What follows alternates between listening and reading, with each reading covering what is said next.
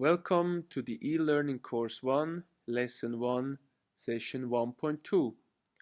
In this session we will focus on time series analysis of past rates of returns. The learning goals for this session are: you know the difference between time series versus scenario analysis. You should be able to compute expected returns, standard deviation, and the arithmetic average, as well as the geometric time-weighted average return.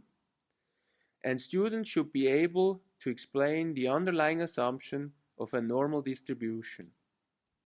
Time series versus scenario analysis.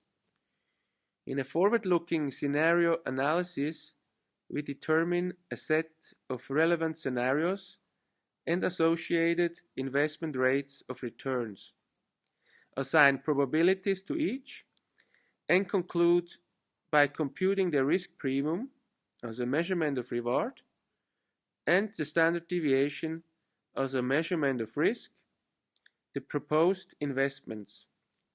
In contrast, asset return histories come in the form of time series of realized returns that do not explicitly provide investors original assessments of the probabilities of those returns. We observe only dates and associated holding period returns. We must infer from limited data the probability distribution from which these returns might have been drawn, or at least the expected return and standard deviation. The holding period return. As previously learned, a holding period return of a single period is defined by the expected ending price minus the beginning price plus the expected dividend during that period divided by the beginning price. This holding period return can be for periods with different lengths.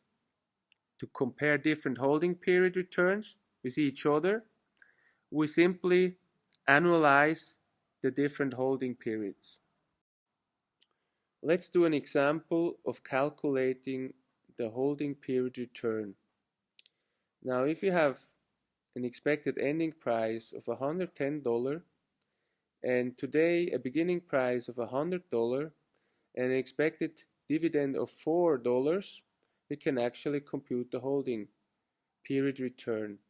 It's simply the ending price minus the initial price plus the dividend divided by the initial price.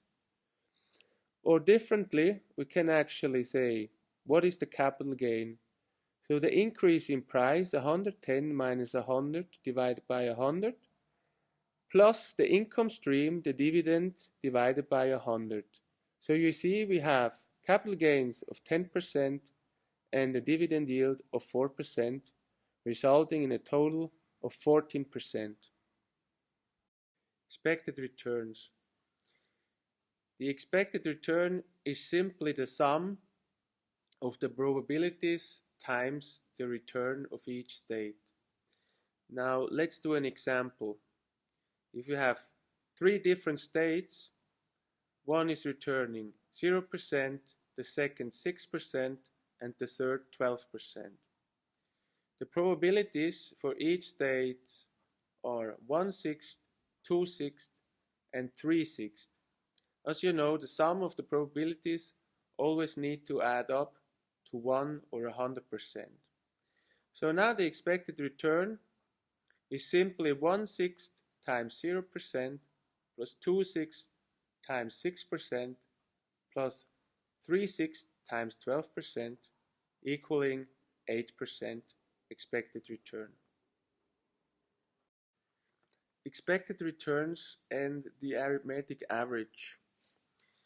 Building up on the previous example, expected returns using the arithmetic average would mean n observations are equally weighted.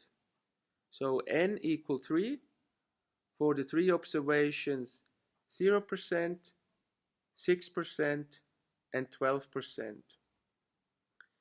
Now, as you see, every state is equally weighted with 1/3. This would result in an expected arithmetic average return of 1/3 times the sum of 0 plus 6 plus 12%, resulting in 6%. The geometric time-weighted average return. Using the geometric time-weighted average return means that we multiply each period return with each other. Let's assume that over 3 years returns were 0% in year 1, 6% in year 2, and 12% in year 3. This means the terminal value of the investment would have resulted in 1.1872. Annualizing the terminal value would result in the geometric average return of 5.9% per year. After having discussed expected returns, arithmetic average, and geometric average, let's do now a scenario analysis. We can actually do an example where we see the state of the market and the stock index fund in terms of 4 possible scenarios, with probabilities as presented in the table below. How can we evaluate this probability distribution? To start, we will characterize probability distributions of rates of return by their expected or mean return, and in the next step we will calculate the standard deviation. The expected rate of return is a probability-weighted average of the rates of return in each scenario. As you see here, we actually get an expected rate of return of 9.76% by multiplying each probability with each return. The standard deviation. The variance of the rate of return is a measure of volatility or risk. It measures the dispersion of possible outcomes around the expected value. Volatility is reflected in deviations of actual returns from the mean return. In order to prevent positive deviations from cancelling out with negative deviations, we calculate the expected value of the squared deviation from the expected returns. The higher the dispersion of outcomes, the higher will be the average value of these squared deviations. Therefore, variance is a natural measure of uncertainty. Variance and standard deviation. Let's calculate the variance and standard deviation of the stock index fund we have previously looked at, where we calculated an expected rate of return of 9.76%. As you have seen from the previous slide, the variance is actually the probability times the deviation of each actual return to the mean. Now, using the numbers above, you actually get to a variance of 0.038. We can also calculate the standard deviation simply by taking the square root of the variance, resulting in 0.1949. The reward to volatility called Sharpe ratio. By now we know how to calculate expected returns, the risk premium, and the standard deviation. Investors are interested in the expected excess return they can earn by replacing risk-free T-bills with a risky portfolio, as well as the risk they would thereby incur. Even if the T-bill rate is not constant, we will still know with certainty what nominal rate we will earn in any period if we purchase a bill and hold it to maturity. The importance of the trade-off between reward, the risk premium, and risk as measured by standard deviation suggests that we measure the attraction of a portfolio by the ratio of its risk premium to the standard deviation of its excess return.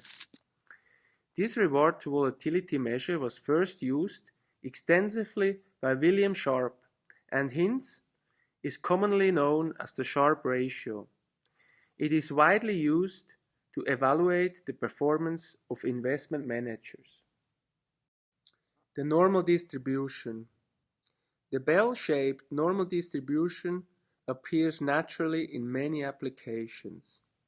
The graph below shows a normal curve with a mean of 10% and standard deviations of 20%, meaning that 68.26% of all observed returns lie between plus minus one standard deviation, ranging from minus 10% to 30%. The same logic applies for plus minus 2 standard deviations, covering 95.44% of all observed values, and plus minus 3 standard deviations are covering 99.74% of all observed returns. What are the implications of normal distributions? Investment management is far more tractable when rates of returns can be well approximated by the normal distribution. First, the normal distribution is symmetric. The probability of any positive deviation above the mean is equal to that of a negative deviation of the same magnitude. Second, the normal distribution belongs to a special family of distributions characterized as stable. Third, scenario analysis is greatly simplified when only two parameters, mean and standard deviation, need to be estimated to obtain the probabilities of future scenarios. And fourth, when constructing portfolios of securities, we must account for the statistical dependence of returns across securities. So we come to the end of session 1.2. After having carefully studied the slides and relevant chapters in the book, please start with the review questions.